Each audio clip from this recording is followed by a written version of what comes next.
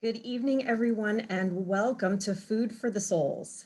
My name is Kristen Brogdon, and I am Northrop's Director of Programming.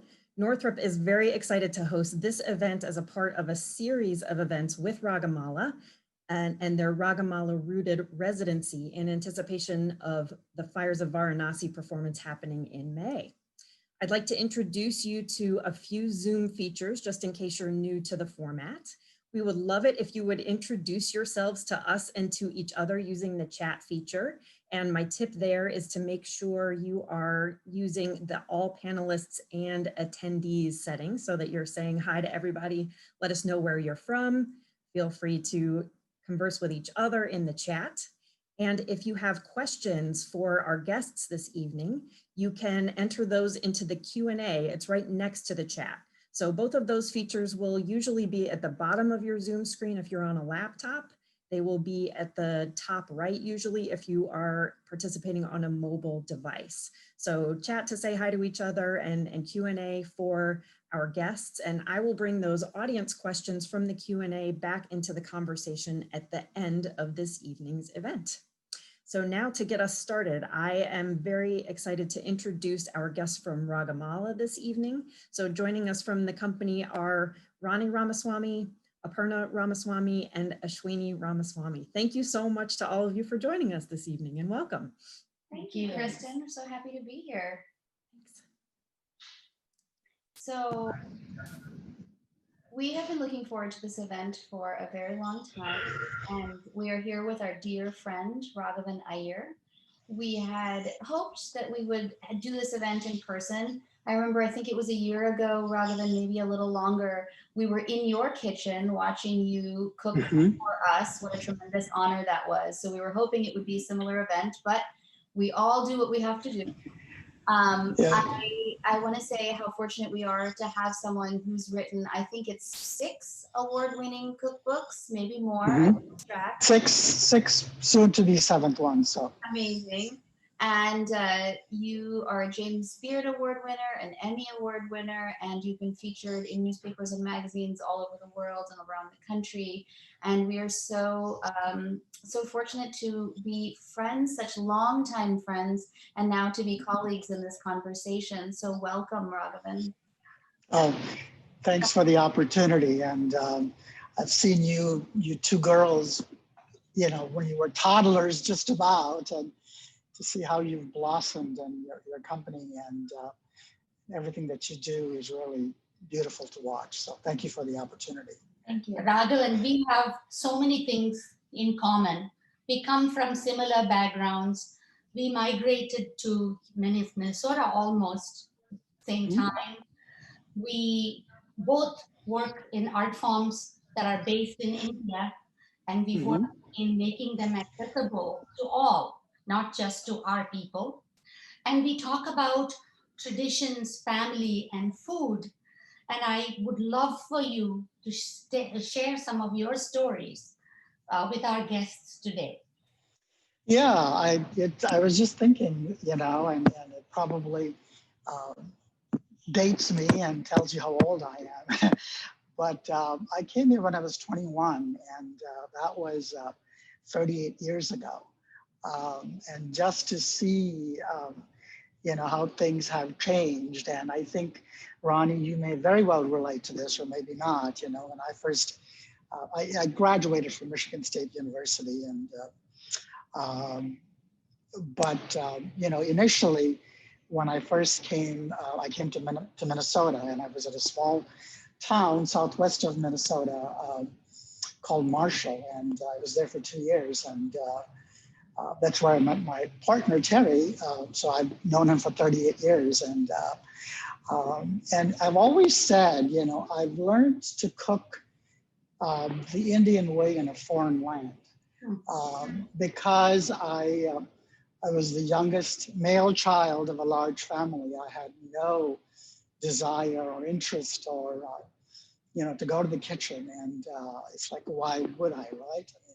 I had my mother and my grandmother and my sister, so it was like, there was no need for me in my mind. And so when I got here, this is the middle of pig farms and cornfields. I felt like that's where I really learned, at least I started my journey in learning about food and culture. And, you know, I felt isolated, you know, it's a different kind of a pandemic isolation back then, but I felt like it was a sink or swim syndrome in a way. And so if I didn't cook, you know, I wasn't going to eat, because one of the other things is I've maintained my vegetarianism all my life. And so, you know, and of course, in the middle of southwestern Minnesota, where at that time, you know, it was all about, you know, meat centric and everything was around it. And so, you know, and I remember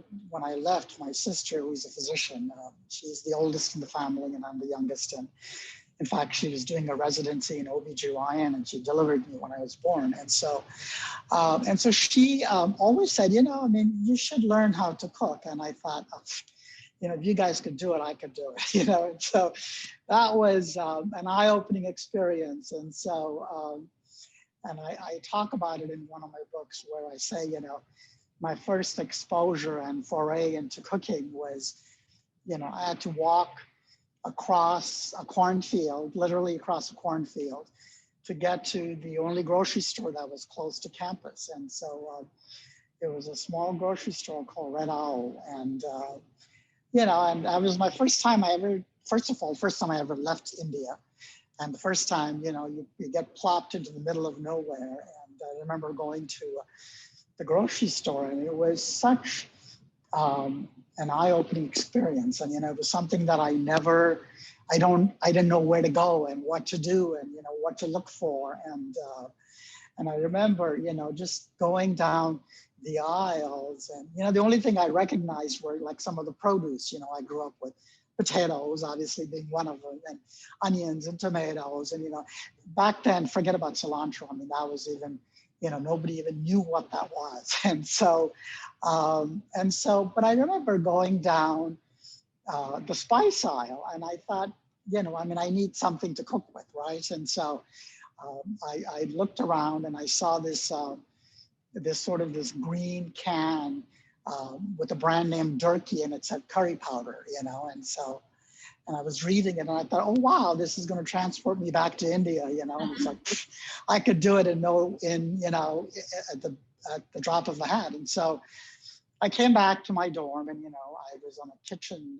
I was not on a food service contract, so I had to fend for myself until we had a kitchen. And so, you know, I mean, I remember the first dish that I ever did was a potato curry, you know, and I remember doing it with Durkee's curry powder, and I ate it, and I was, you know, I started crying because it was god awful, you know, and so I thought, oh my God, you know, what have I done and what have I gotten into? And so it was nothing that, you know, the can promised me. And so I felt, you know, sort of cheated upon. And so I thought, oh, this is, and so, but, you know, part of the advantage I had was, okay, I had a degree in chemistry already. And so I thought, okay, you know, if I could somehow play in the kitchen, and it became sort of my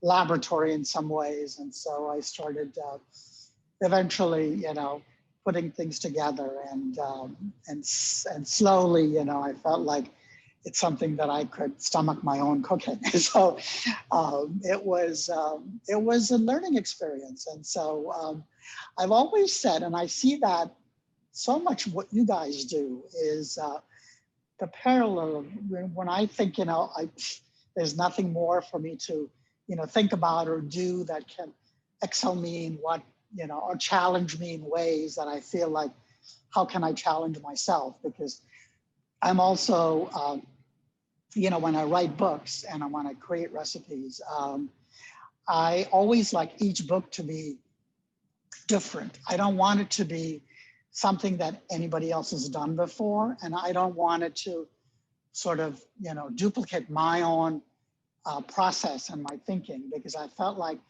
you know, when I do each book as a totally unique experience, is what you do in your dance form. Every performance that I've seen of yours keeps getting better and better and better and better, because I feel like, how could you get better, right? But you do. And so, so I feel like in many ways that was a big piece of my growth. And so every book became, sort of an important piece, because I really learned from it, because I felt if it doesn't challenge me, I'm going to get bored, and I don't. And so the first book that I did, which was interesting, because from Minnesota, my partner and I, we moved to Michigan, because we wanted to go to a Big Ten university and graduate from a very reputable school for hotel and restaurant management. That was what our program was, and that was my second degree. And so, so we transferred to Michigan State. And so once we graduated, I got a job in Minneapolis. I graduated about a quarter before my partner did. And so I came back to Minneapolis because there was a restaurant in town that I got a job in. And it was, and in a way, that's kind of where I learned to cook the commercial way. But I learned it from a person that I don't wish to ever see again in my life. It was a very, very bad experience. And so it was 4 years of misery, and he had me sort of in his palm, because he was sponsoring me for a green card at that time. And so, just like many immigrants, I mean, you talk about the immigrant experience, I came by myself, and I had to figure out how I'm going to, live and make a life here and continue to be with my partner. And we were obviously serious by then. And so, he sort of had me over a bridge. And so, but it got down to a point where it just became too much and became unbearable. And so I left. And so he said, since you're leaving, or he said, I'm going to fire you. And so all the years of immigration work, that was 5 years of work, went down the toilet, because I was about almost 2 weeks into getting my green card approved. And so that it was very heartbreaking. And, so it's like, but, like you, Ranee, I mean, it's like, you just figure out a way what you're going to do. And then I started my own catering business with a friend of mine. And we started the whole process all over again for the business. And then in about 2 years into that, I believe, or 3 years, I forget, into the whole immigration process, she was killed in a car accident the day after Christmas, along with her father and her 17-year-old son. So it was, and again, that set me back again. And so eventually, to make a long story short, I found a phenomenal attorney, and she had to prove that I was a national treasure. And so I got it in a category that was a very difficult category to get it in, which was primarily reserved for Nobel laureates and scientists and so on. But part of it was I had to prove that I was better than the best. And I was just starting out, and I thought, how the hell am I going to do that? And so. But again, I was building my cooking career, and I was starting to do classes, and I was building that repertoire, and so which led to my first book contract, which was for General Mills, and I wrote Betty Crocker's Indian Home Cooking. That was 19 years ago, and the book is still very much in print, which in the cookbook world is a dinosaur, and but that sort of helped me get to getting my green card and eventually my citizenship. And so that was the first book. Then I wrote a book which was very personal to me. And out of all my 6 books so far, that's the only one that is out of print. And it was called The Turmeric Trail, which was a James Beard finalist for Best International Cookbook. And that was a very personal book because it was a collection of memories that were intertwined with recipes. And so in fact, one of the recipes I'm going to do today is from that book. And then, I got into, again, how each book is building, my brand in a way. And so over the course of the years, I I remember talking to a group of marketing students at the U of M, and and I asked the question. I said, "What is my brand?" And mostly everybody said, "The brand is you." Mhm. And I said, "That's not true." I said, "My brand is education."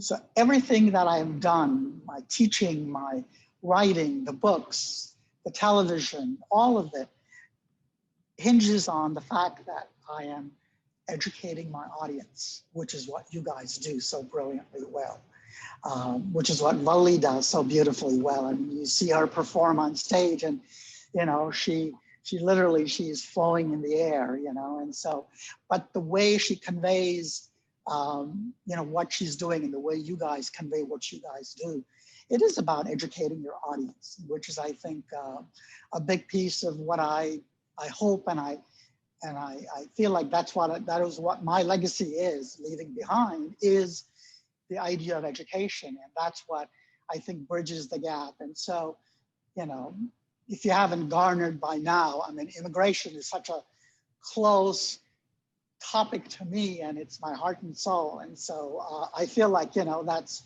this is a country of immigrants, and, all of us have contributed in different ways, and we learn in many different ways. And so when I wrote the book, which was one of my biggest books I've ever done, and I don't think I would ever write a big book like that again, which is a book called 660 Curries, which happens to be one of my bestsellers. And, it was in the top 10 list of the New York Times, National Public Radio, and it continues to do very well. But again, because that was very much a teaching book. And I look at it, 700 recipes, 660 curries, and I look at some of that, and I have no recollection of writing it or doing it, because, there's so much of it, and what went into it. Then I did one called, did a book called Indian Cooking Unfolded, which was a book actually I thought was actually, 30 years in the making, because that book was written exactly like a cooking teacher talking. The book literally unfolds. Every chapter opens with a fold out, but it also metaphorically unfolds a cuisine that is 6,000 years old. And so that was an unusual book, an unusual format. It's a beautiful book, and it's, it's still very much in print and doing well. And then I did Asian Flavors, which was a book that I co-wrote with a colleague of mine for the Minnesota Historical Society, which chronicled the influence of the Asian immigrants in Minnesota going back to the late 1800s, for which I was the host of a documentary for which I got the Emmy for.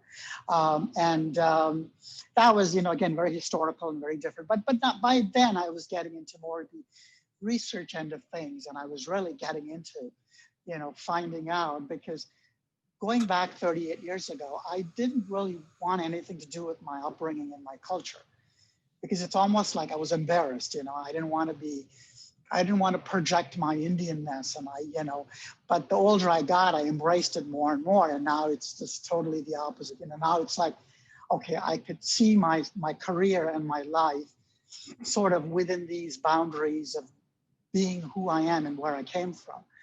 And I think that was a big piece of, getting comfortable and pushing myself and, digging deeper. And then I did a book called Smash, Smash, Boiled and Baked, which is a book all about potatoes, which is really one of my favorite ingredients, the fourth largest crop in the world for a reason. And that book really sort of catapulted me into more of a worldly arena, because I really had to dig deep and follow the diaspora of the potato, as seen from where it originated in Peru, and eventually, how it transposed and traveled across the globe. And that sort of, was a very, very big learning experience, which in a way, which brings me to my current project, which is a book that is actually, I feel like it's a companion piece to my 660 Curries. And it's a book called The Master of All Curries. And it's 50 essential curries from around the world. And this is now looking at curries through the eyes of the colonials Mm. and through the Indian diaspora. And so this is, again, researching across the globe. And I have, the book is due next week. So I feel like, yes, I think I should be able to turn it in on time. And so, but again, this is really has pushed me so much into the world of research. And, I have a bibliography, which is about 10 pages. And I have a research document, which was 400 pages as a PDF document. So out of all of that, I'm culling materials and putting together, the recipes and the research materials, and weaving that with storytelling, because I feel like ultimately, and again, this is where I think you guys shine so beautifully well, it is about sharing your story, and how do you say that, and how do you do it, and how you deliver that. And I think you guys do it beautifully well with every performance. And I feel like that's kind of what I aim to do, and I wish to do, is like telling you the story of whatever it is that I am trying to project at that moment in time. And so, as you know, Indian food is extremely complex, and it is so, and again, I know I'm being biased, but I feel like it's one of the most layered cuisines out there in the world, and there's a reason why, and because Say you that look about at this. him too. I'm sorry. Say that about our dance form too. So That's, right. yeah, and I feel like and as an outsider, I can say, what, you guys have hit the nail on the head.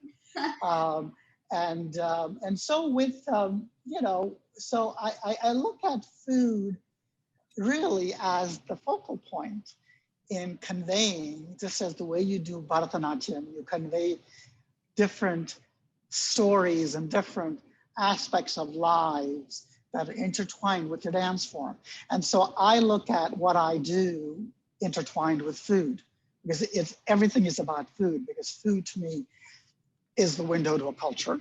Mm-hmm. And when it comes to food, I am the most unashamed person, because I will invite myself to somebody's home and have no idea who they are if I'm trying to research and find something about a particular food. And so to me, I think, I may not speak the language of where their ancestral roots are from, but I speak the language of food, and so do they. And so sometimes we may not have a common language, but we know how to convey what it is we need to convey, and I learned something in the process. And so I've gone into places and areas and families and homes where I don't speak a word of what they speak, but I walk away with, I feel like, oh my God, I've learned so much from what they have said. Again, it's through the medium of food. And so, I feel like that's one of those powerful pieces where, you use it as an art form. Like you said, what you do is art. What I feel like, I hope that what I do is art. Absolutely. Part of it is science, of course. And, there's a certain methodology and the reasoning of why we do certain things the way we do. And so I feel like, that's it. But on the other hand, to me, it is an artist's palette, which is, the culinary palette, I feel, is so wide, and, you can splash it with any flavors and any textures and any taste that you wanted to, as long as you end up creating balance. Raghavan, that's absolutely true with your cooking, but also the balance of the recipes and your stories, and what your stories were just, they make me feel like, we know you, and we know how generous and thorough and brave you are. You're just fearless in all of your work and your projects. And I think that comes out so well in your cookbooks. I think this idea of, like you're talking about, thorough research and love for where you come from and telling stories. And I feel like I've met your sister, but I feel like I know your mother, and I know your whole family through your cookbook. And so it's just amazing to have you be so kind of open with us.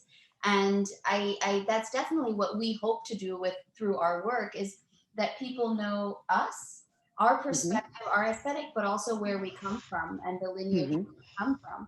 And so, as you know, we look to our roots, but also the rituals that we have in our roots, and how all of our work is informed by the significance of those rituals.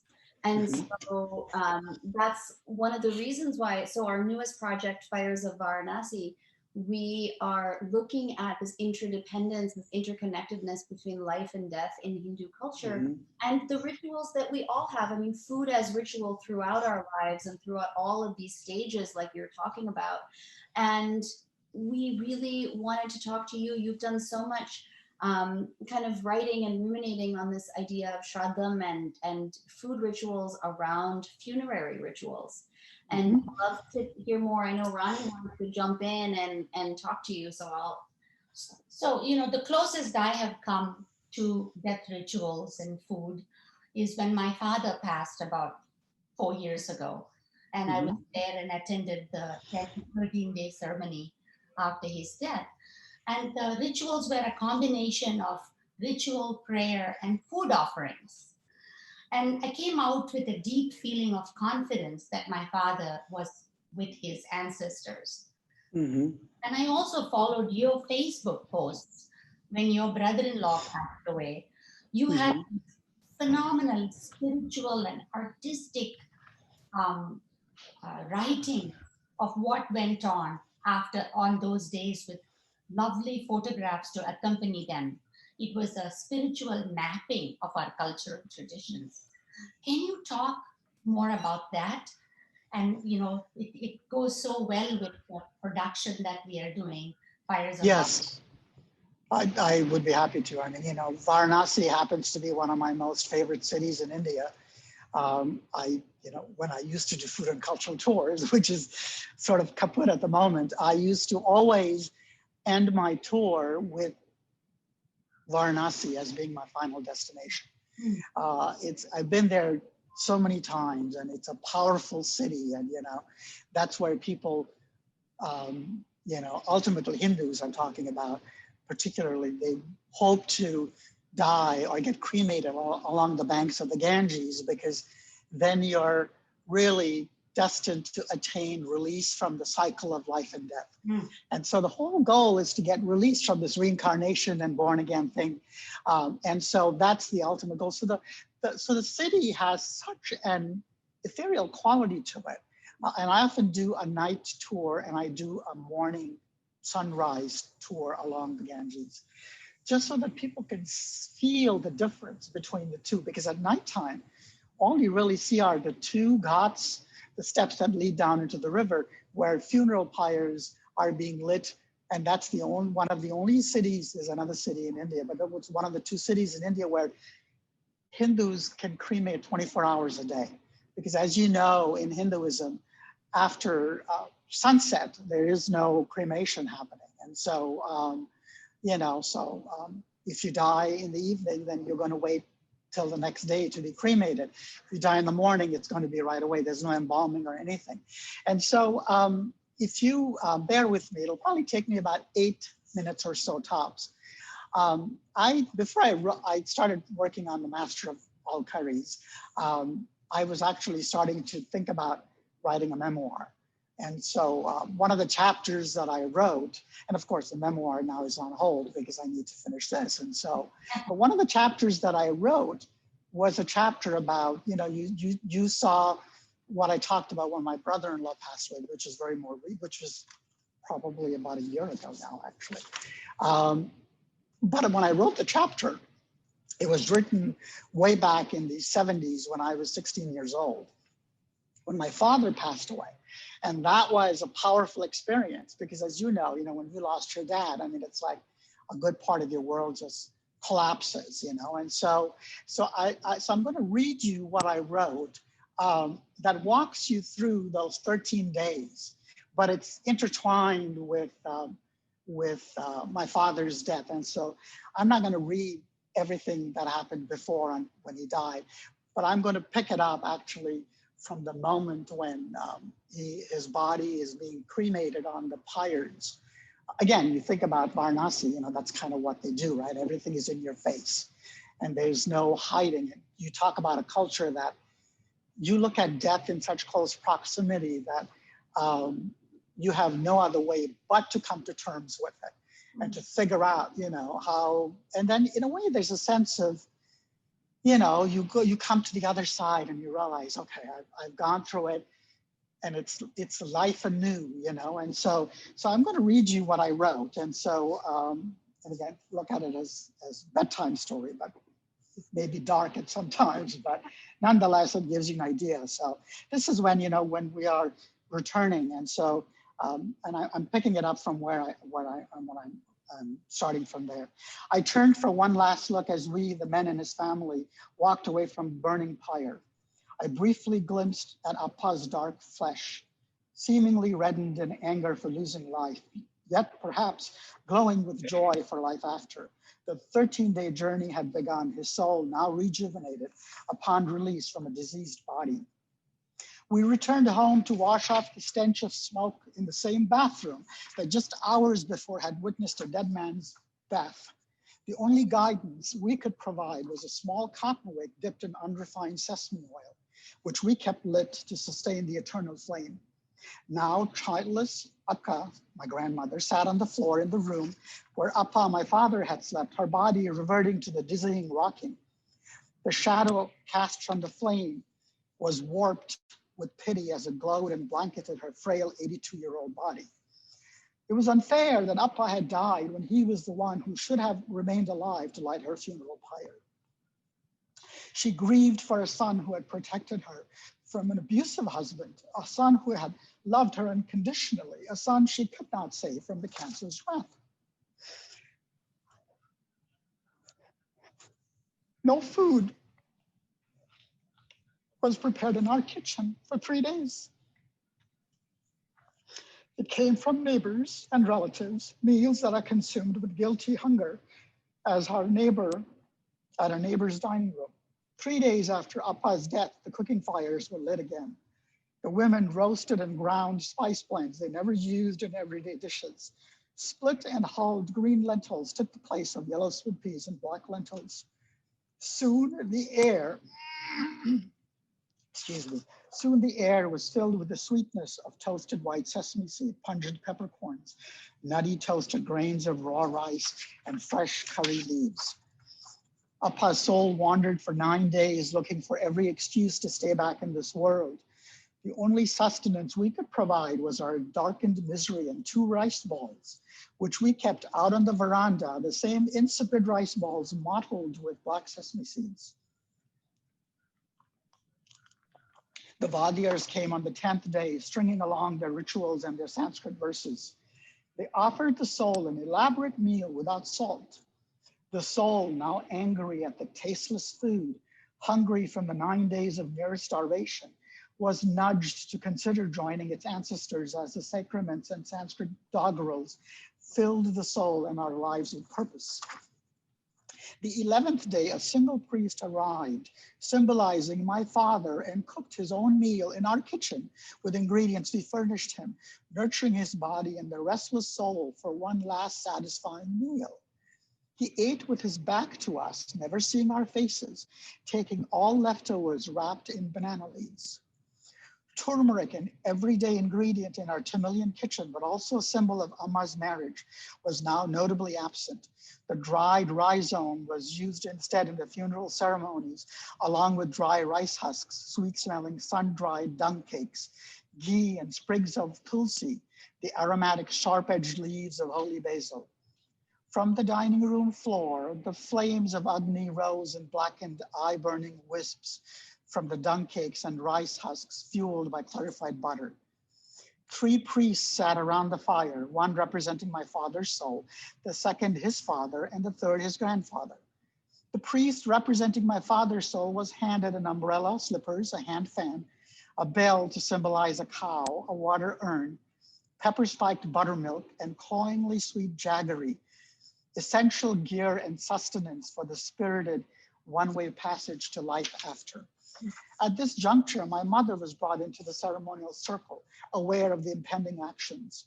Her wailing erupted from the pit of her soul. My aunt stood by her side as she raised her palm and wiped off my mother's sun-like bindi, her third eye, deep red and husband blessed, now disappearing into the horizon in companionship to my father's soul.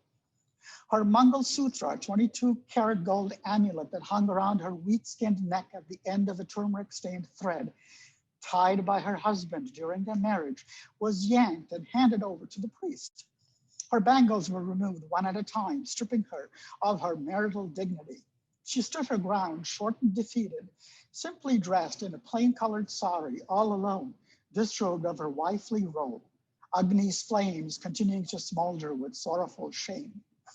The 13th day, my father reached his new abode, a soul completely free from earthly desires, prepared for a fresh beginning as he had attained moksha, spiritual release from the cycle of reincarnation for being born a Brahmin and having lived a virtuous existence.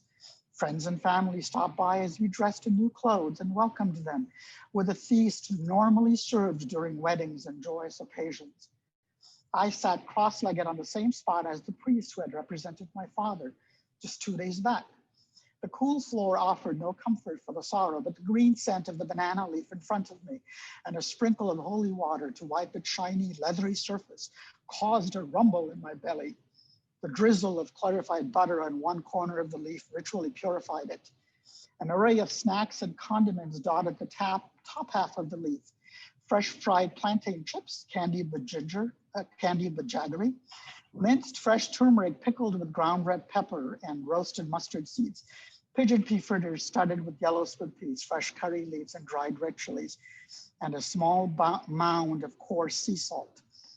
The offering of coconut smothered stir fries and saucy curries ensued, delectable combinations that proved to millions of masters at teasing vibrant flavors from vegetables like plantains, potatoes, summer squash, and spinach. A dollop of yogurt swirled with chili stewed tomatoes placed on the right-hand corner just above the leaf's rib completed that section's palette of flavors, colors, aromas, temperatures, and textures. The lower half of the leaf was yet to be addressed.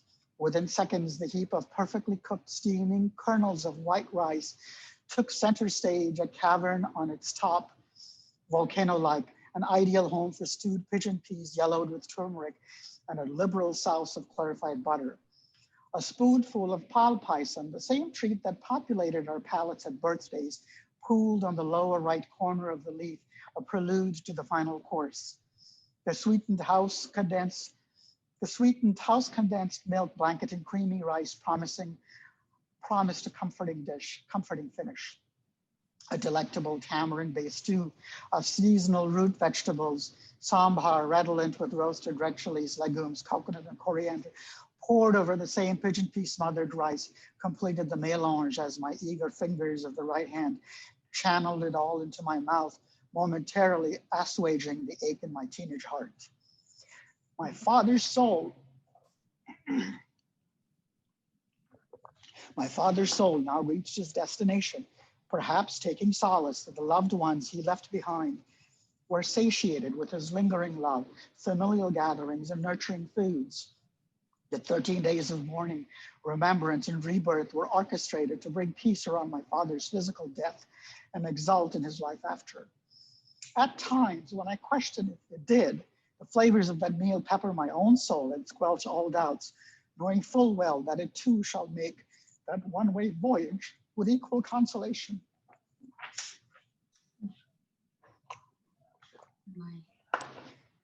So, Raghavan, that was so moving. Thank you for sharing that. It brings such visceral memories and images. Amazing. Yeah. Growing up, Raghavan, my father's father passed away when he was 9.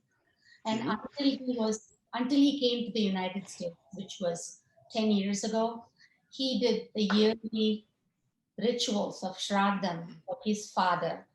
And would come and we would have this special food that is not made with ingredients that are not made, that we use in everyday cooking. So I grew up every single year in the kitchen helping my mother, and we would prepare this specific meal. But as a child, I never liked it because all the food ingredients were not as tasty as the potatoes and the red Yeah. pepper and tomatoes and so on. So Uh-huh. I can't wait to see what you have for us. Which is a perfect segue into the dish that I'm going to do. You talk about Shraddham foods, memorial foods, you know, which we do at the anniversary of the person's death. And so, and I alluded to this in the reading that I just did, where plantains play such a big role in South Indian cooking. And keep in mind that potatoes and tomatoes and chilies were non-existent in India prior to the 16th century. So our source of starch and heat came from ingredients that were indigenous to us. And, you know, and when you look at the ingredients that I'm going to use, and I'm going to, this is where I'm going to actually do some flipping of cameras. And so hopefully you can see what it is that I am planning on doing here. If I could figure out there, I think you can probably see that. Yes. And I'm assuming you can still hear me. So Yes, we can.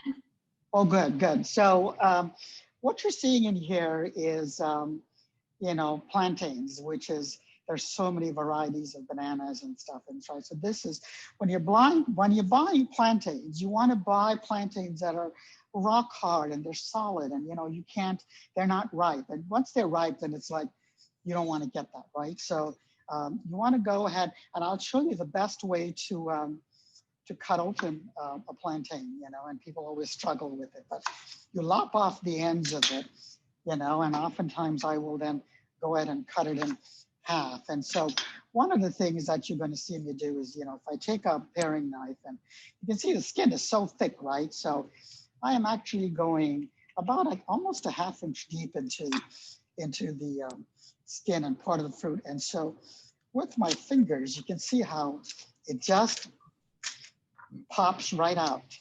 And so that is, and you talk about learning tricks, right? This is a trick I learned from a woman from South America. And she goes, let me show you how to do it. So this is how, they're very easy to do, you know? And so, and you can see how, you know, you don't need a potato peeler, you don't need a sharp knife. And so this way the chances of an accident happening and cutting your fingers is, you know, not there. So, and then, you know, I'm going to then go ahead and take that, and you know, the whole goal is to, and you can see it's still so ripe and unripe. And so when people ask me, how do you sort of talk about the taste of plantain? A raw plantain is like, truthfully, it's like eating chalk. It's very acerbic, and there's a chalkiness that, you know, so from a you talk about memorial food, right? You're supposed to eat foods, Ranee, that you probably know are unappealing to you. Yes. Because it is about how your soul really, you know, sort of suffers as a process. And so, you know, what it takes. So I put it in a lot of water here. And so, and I've got some spices in here that I'm going to, it's again, but memorial food is all about minimal. It's all about simple. It's all about uncluttered. And so, so I'm going to go ahead and I'm going to move the camera in just a second, but I'm going to go ahead and put that on the back burner to boil. And the other thing that I'm going to also use, in addition to, can you see the little spices in here that Yes, I've got? we And I'll can. tell you what they are. And I've got some fresh curry leaves. This is a member of the citrus family. And so we're just going to use a few of those. And they're, you know, you just strip them off the twig very easily. And you can get them at an Indian grocery store. My and- house. Yes, or, you know, you go to Ranee's house and, you know, she's got trees, you know, and I can't grow any. Fresh and keep them in your fridge, or do you freeze them, or do you not? I don't freeze them. I put them in the refrigerator. So, you know, a bag like this, you know, you get them at the grocery store, and you just leave. And usually this will last me for a good to 2.5 weeks, and they're perfectly fine. You can freeze them, but it discolors it, and there's not much of a flavor that comes with it. So that, so that's kind of like the only fresh herb that we have in this dish. And you go back, peppercorns, that's what the whole world came to India for, was for the black peppercorn trade. This is rice, which is, again, one of the biggest crops in India. And this is raw rice, it's not cooked. And then there is, sesame seeds. This is, when I was researching the 660 curries years ago, when I was looking at it, this was a spice that was found in fossilized remains that went back 20,000 BC, which is where India now is. And so, but it just goes to show you, how some of these ingredients are so prevalent, and they've been around for such a long time. So I'm going to now go ahead and let me see if you can you see this? Whoops. So, well, we were about to get a very exciting shot. There we go. You're back. Very nice. You're back. Yes, I'm back. And so what you can see now is, don't worry about the burner back here, which you can see the flame. But here is really the plantains that are boiling in water, and that's all we have. There's no turmeric, there's nothing there, right? Uh-oh. Oh, we lost him. We lost you. I think he's connecting to the audio. But there we go. Yeah.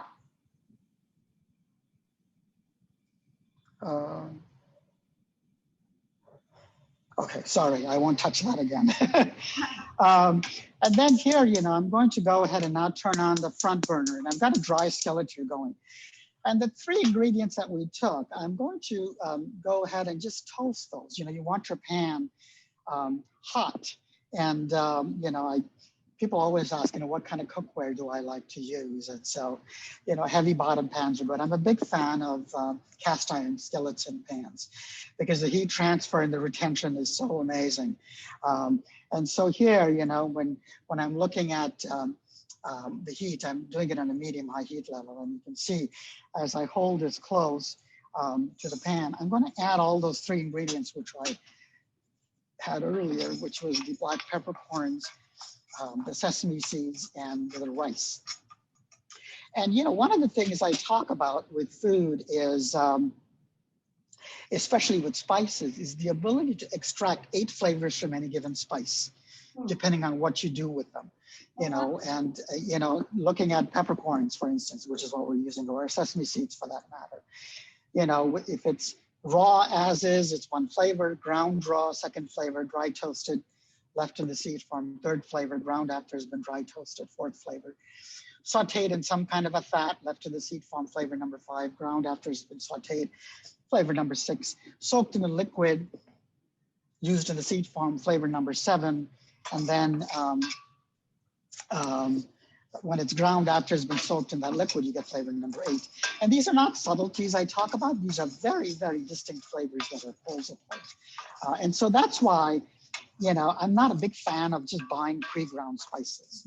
I always say buy them whole, because every recipe, if it's a good recipe, it should tell you how to use that particular spice in that. And that's where our layering and our sophistication comes into play with Indian food, is how we can take, A, seemingly disparate ingredients, and B, it doesn't have to be 50 ingredients. It could be 1 spice, or it could be no spice, or it could be, here we're using rice as a flavoring tool, right?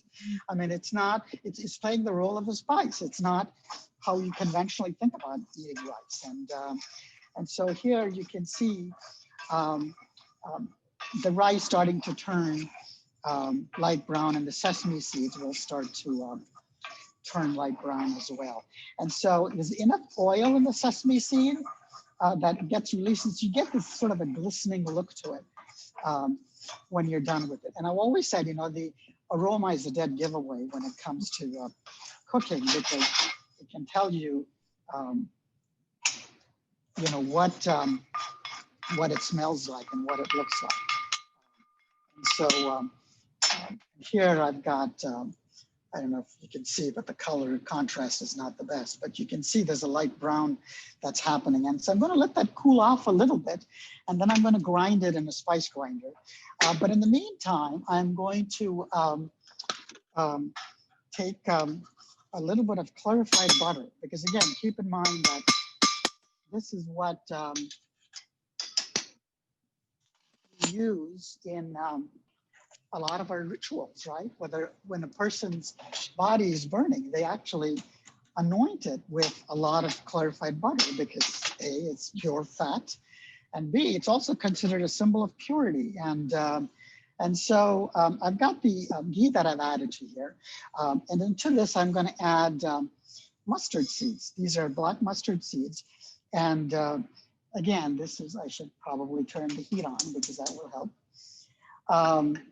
And then, you've got, again, I've got an array of spices in here that I don't normally, we're not using it for memorial foods, right? But the only ones that I'm using here are the mustard seeds. And so, and once they start to pop is when I will actually put a lid on it. And I have a lid here ready to go, because the lid, then sort of prevents mustard seeds from going all over the kitchen. So, so I do want to make sure that, that I'm not, of course, there's somebody coming to clean the house tomorrow, so I don't have to worry about it, but still, I want to make sure that, it is sort of I do like to clean as I go. So, but I can see the mustard seed sort of starting to dance a little bit, in that oil, in the clarified butter.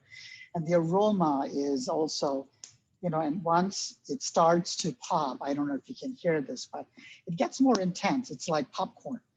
And it rises to a crescendo. And then once the last few kernels have stopped popping, you've gotten the first flavor of mustard seed, which is nutty and sweet. And then, you start to think about it as sort of like, I don't call it the Dr. Jekyll and Mr. Hyde of spices, because instantly it turns bitter and pungent when it sits in that oil for too long. So here I can start to see it sort of come to a crescendo. So once it's done, I'm going to go ahead and cover that pan. And then, now that my spices have cooled off a little bit, I'm going to go ahead and grind it. And again, keep in mind that when you're using a spice grinder, you want your spices to be cool, otherwise they will, sort of cake it up a little bit. And so I've got, I'm going to turn that off. And you can see, I don't know if you can see the smoke that sort of came through. And I'm retaining some of the water from the plantains, because I'm going to add it to all of that. So you probably boiled them for 5 or 6 minutes, maybe? Yeah, just until they're tender. Because you don't want them to, plantains will cook. So here, then I'm going to add the spices that I ground up. And also you can see how the thickening quality of those sesame seeds and the rice comes into play. And it cloaks those plantains and creates, more body. And so here, then I'm just going to add some salt to that. And then to this, we're also going to add the fresh curry leaves that I had. And so this is it, the simplicity of it. But of course, now as I get older, I'm relishing this dish, and it's like, wow, it tastes wonderful. But again, like you, Ranee, growing back then, it's like, oh man, can this be any more boring or yucky in a way? So, so that's, and I'm going to, we'll let that cook through. And so, here you can see, and if I'm going to move this here, is a bowl of that I had done ahead of time. Again, uncluttered, there's no turmeric, there's, it's just those 2 spices and the rice that actually gives you that particular combination of flavors. You can actually taste the plantain without overwhelming other spices like cumin and turmeric and coriander and so on. Yes, very much so. And so I think as we get older, we also realize that, simple is good. You don't have to have it complex. And I think, with some of your dance performances as well, it's the simplicity of your movements that make it so engaging to watch. So anyway, I think, go ahead. Almost like that, in our dance we called, there are two words, bhava and rasa. Bhava is all the expressions that we put in to the dance, and rasa is the flavor that we and the audience feel. So similar to bhava being the ingredients that you put in the food, and rasa or rasam is the taste that we feel while eating it. So there is such a connection between our art forms. Yep, absolutely. And I think, I've always said a well-orchestrated meal, just as a well-orchestrated dance performance, is all about balancing. With food, a good meal, not every dish in that meal has to have all these elements to it, but as a whole, it is supposed to embody 7 taste elements of hot, sour, sweet, salty, bitter, astringent, and umami. And then, in addition to the taste elements, we also balance aroma, we balance texture, we balance temperature, we balance color. And so everything, when I talked about the 13th day of celebration, everything on that plantain leaf, the banana leaf, you eat the whole meal and it is one of the most grounding, well-balanced experience ever.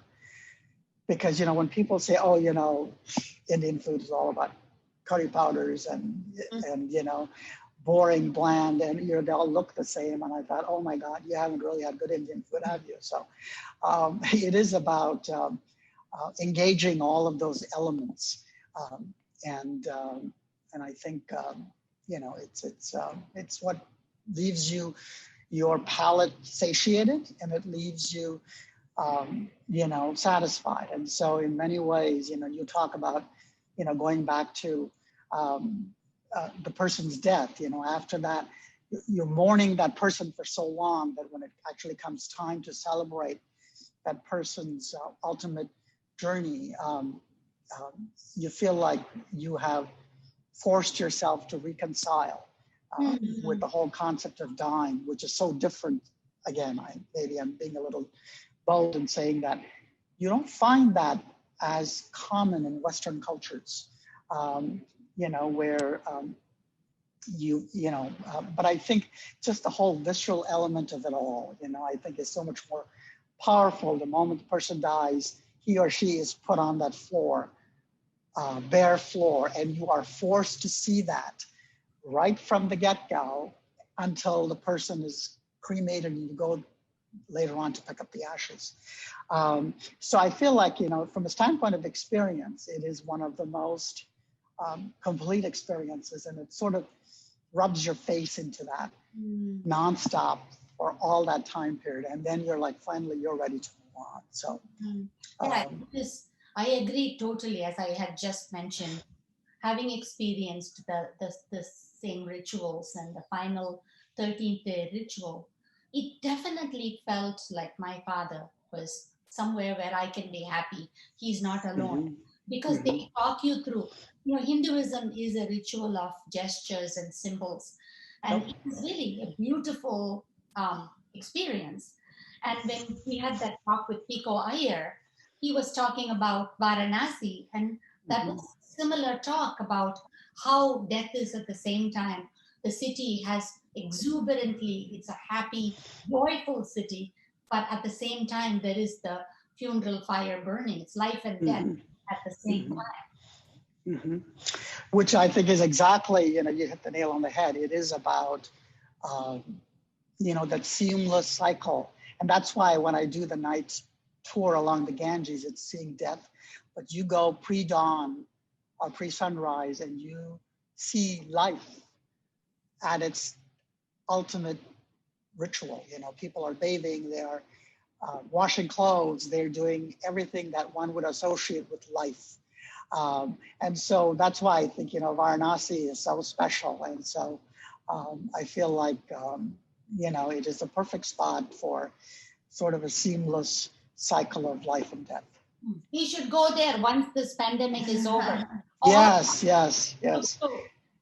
That would, and every time there's usually when I take groups there, there's nobody on that group that ever leaves without with a dry eye. It's such a powerful experience, and so, to see it up close, it's almost like a voyeuristic, look into, when somebody's being cremated and, but on the other hand, that's kind of how things are. So yes, it would be absolutely amazing to go there with you guys. And so, I part of me feels like I hope I was a little bit of an inspiration for your dance. And especially for this one, because I know we talked about when Valli was in town and we were chatting, and I was talking about the Sanskrit, chanting that goes on with all the priests coming in. And so, and I think you've woven that into one of your pieces. And I remember the first time I saw that and I had tears in my eyes because it was such a powerful experience. And I listen to that on a regular basis at nighttime, as part of my, if I can't sleep, if Ambien doesn't do it, that usually will do it.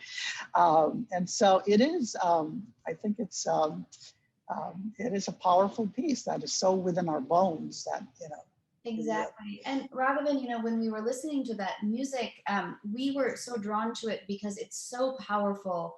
And it has, again, just like we're talking about these multiple aspects at one time, those chants have both the fearsome aspect of Shiva, the reigning deity of Varanasi, but it also has the plea to accept me as the devotee. It has the plea to release me into moksha. It has both of those aspects. It's such a well-roundedness. And I think when you're talking about Varanasi, or we're talking about the food and the emotions that go into it, it's very complicated, but it's so natural. As humans, we can all really embrace the different aspects of it.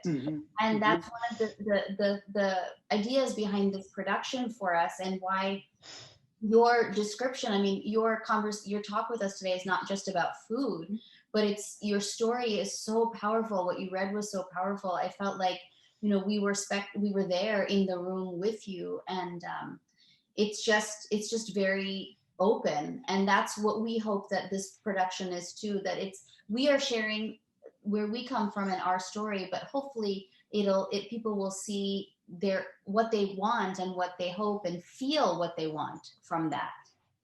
So I think that is so right on what you just said. So yes, I don't know if anybody else, but I'm so looking forward to seeing it.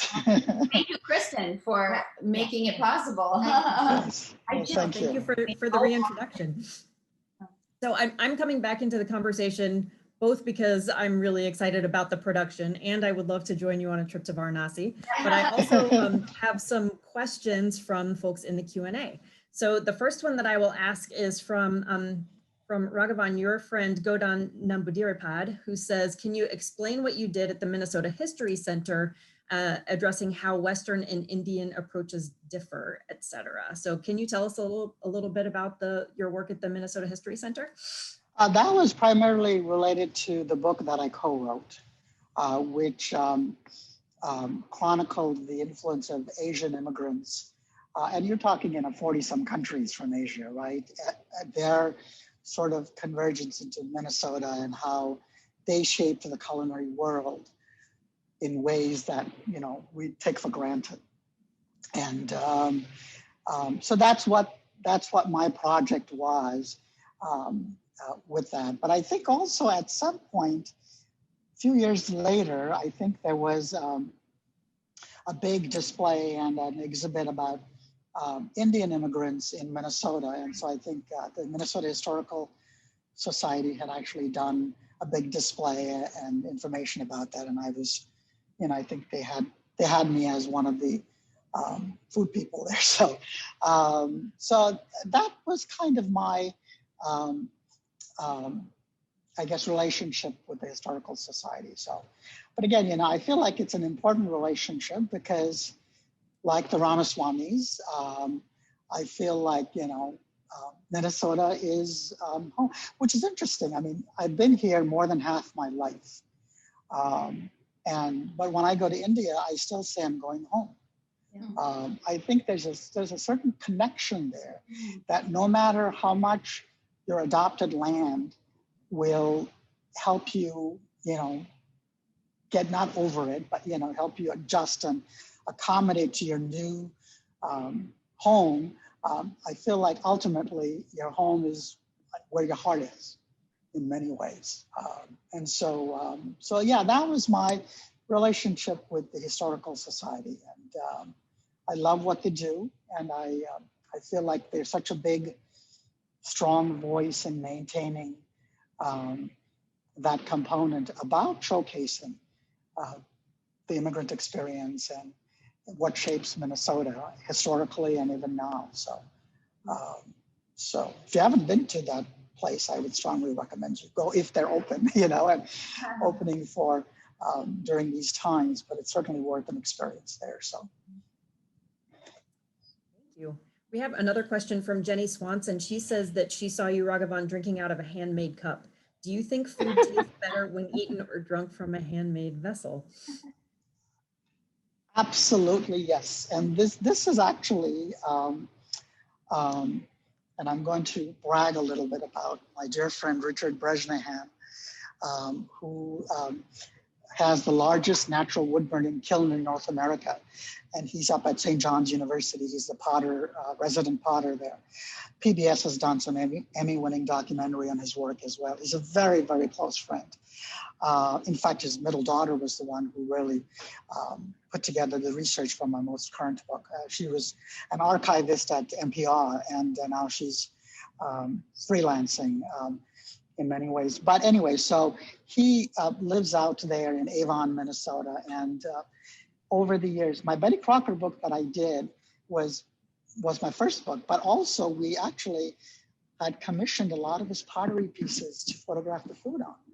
And so the food has such a, you talk about art feel to it, right? It's so beautiful. And I don't have to do anything foo-foo about beautifying the food.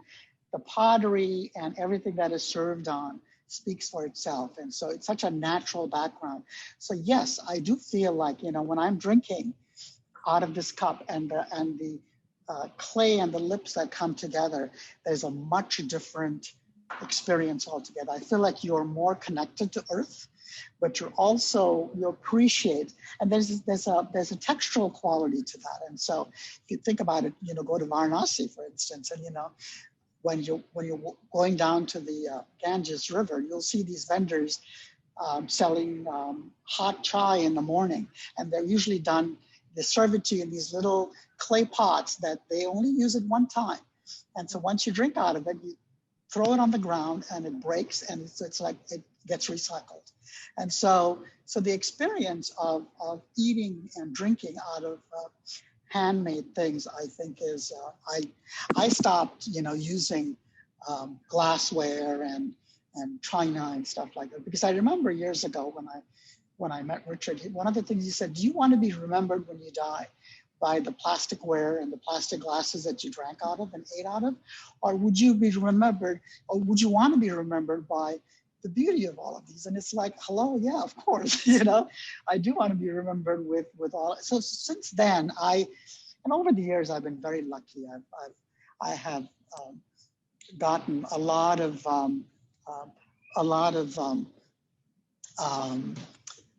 pottery pieces over the years that I've collected that are absolutely gorgeous to look at and cook out of and eat out of. So yes, so short answer to your question is absolutely makes a big difference.